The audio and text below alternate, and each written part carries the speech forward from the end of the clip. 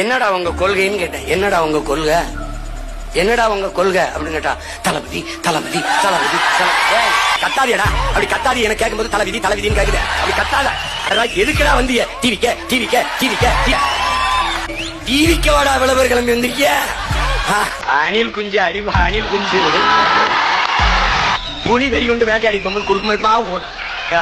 அப்ப பத்திரமா மேல ஏறி இருப்பா, போப்பா கிளைங்க தூக்கி கொண்டு அணில அணில ஓரமா போய் விளையாட அணில ஒரு கோவிட வராத. இங்க கொஞ்சம் கதறல் சத்தம் கேட்க ஆரம்பிச்சு. இவங்க வேகமானவங்க, ஆனா விவேகமானவங்க சொல்லணும்.